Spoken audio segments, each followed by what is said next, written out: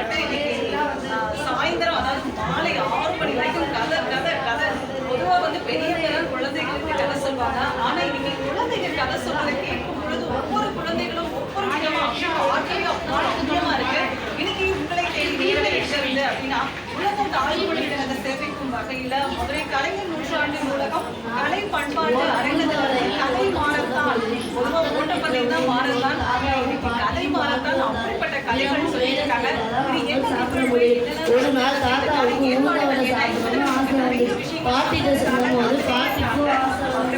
தமிழ்நாடு சீரார் எழுத்தாளர் கலைஞர் சங்க செயலாளர் வணக்கம் பேசுறதுங்க. வணக்கம், என்னுடைய பெயர் சுலேகா பானு. அவரை பத்தின ஒரு சின்ன அறிமுகத்தோட இந்த நிகழ்வை பத்தின விவரமே நன்றி. என்னுடைய பேர் சுலேகா பானு. நான் 42 மணி நேரம் 19 நிமிடங்கள் தொடர்ச்சியாக பாடம் நடத்தி உலக சாதனை செய்திருக்கிறேன். டீச்சிங் மேரத்தான் அப்படின்னு. நான் மட்டும் உலக சாதனை செய்தால் பத்தாது, என்னுடைய குழந்தைகள் உலக சாதனை செய்யணுன்ற எண்ணம் எனக்கு இருந்துகிட்டே இருந்தது. அதற்கு ஒரு நல்ல ஒரு வாய்ப்பு தான் இந்த தமிழ்நாடு சிறார் எழுத்தாளர் கலைஞர் சங்கத்தின் செயலாளராக நான் பணியேற்றது. அது எனக்கு ரொம்ப எளிமையாயிடுச்சு. அதாவது என் குழந்தைகளை பங்கு பெற வைக்கிறது எனக்கு ரொம்ப எளிமையான காரியமாயிடுது.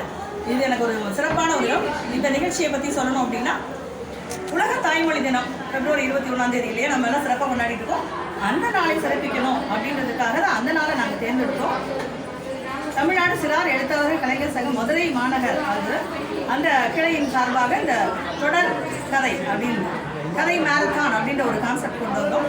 இதற்கு எனக்கு தலைப்பு வந்து சஜஸ்ட் பண்ணது நம்ம மாநில தலைவர் உதயசங்கர் தோழர் அவர், எழுத்தாளர், பாலகிருஷ்ணர் விருதாளர்.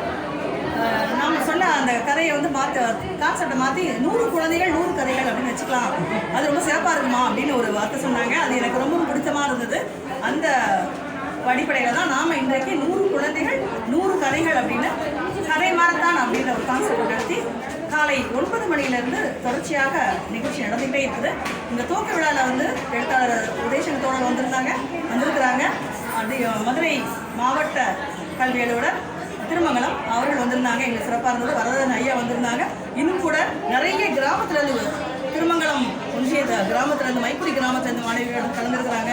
விடத்தக்குளம் மாணவிகள் 80% அரசு குழந்தைகள் கலந்துருக்கிறது எனக்கு மிகவும் பெருமையாகவும் மகிழ்ச்சியாகவும் இருக்குது. இதுவே எனக்கு வந்து அந்த குழந்தைகள் சாதனையே எனக்கு சாதனையாக எனக்கு உண்மையாக இருந்தது.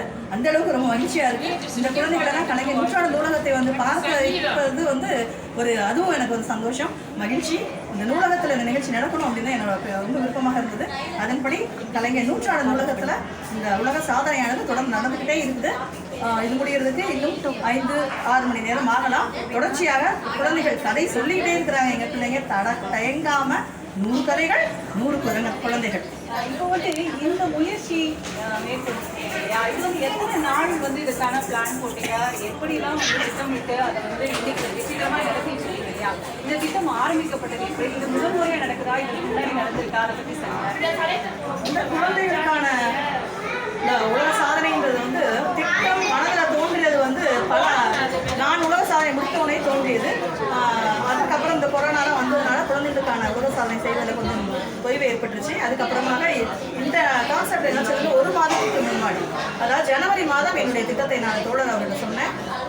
அதுக்கப்புறமா செயலாக்கம் வந்து February மாதம் நாங்கள் வந்து 8ஆம் தேதி தான் முழு மூச்சாக அந்த திட்டத்தை இந்த அழைப்புக்கு ரெடி பண்ணி ரிஜிஸ்ட்ரேஷன் ப்ராசஸ்லேருந்து ஒவ்வொரு பள்ளிகளுக்கும் அனுப்பிச்சது. இந்த மாதிரியான தகவல் சோஷியல் மீடியா சமூக வலைதளங்களை பகிர்ந்தது, குழந்தைகள் பதிவு செய்ய வேண்டும் சொன்னது, இது எல்லாமே குறைந்த நாட்கள். ஆனால் இது ஒரு பெரிய ஒரு ஆச்சரியம் பார்த்தீங்கன்னா, ஒரு 8 நாள்லேயே 3 வந்து ரிஜிஸ்டர் பண்ணிட்டாங்க. அதுதான் எங்களுக்கு இருக்க பெரிய வெற்றி. ரிஜிஸ்ட்ரேஷன் முடிஞ்சதுக்கப்புறம், முன்பதிவு முடிந்ததற்கு அப்புறமும் நிறைய பள்ளி குழந்தைகள், குறிப்பாக சொல்லணும்னா ஈவீரா பள்ளி குழந்தைகள் வந்து தொடர்ச்சியாக எங்களை பொறுத்தா நாங்கள் ஒரே ஒரு கதை சொல்கிறோமே, எங்களை மட்டும் சேர்த்துங்களேன், நாங்களும் கதை சொல்கிறோமே அப்படின்னு அந்த குழந்தைங்க கேட்கும்போது எனக்கு ரொம்ப ரொம்ப அப்படியே மகிழ்ச்சியாக இருந்தது. அந்த குழந்தைகளை வாசிக்க தூண்டி விட்டோம் அப்படின்னு தான் எனக்கு தோணுச்சு. அத்தனை குழந்தைகளும் கதை படிக்க தயாராகிட்டாங்க. அப்போ அடுத்த முறை 1000 குழந்தைகள் 1000 கதைகள் அப்படின்னு கொண்டு வரலாம். நல்ல சாதனை தான்.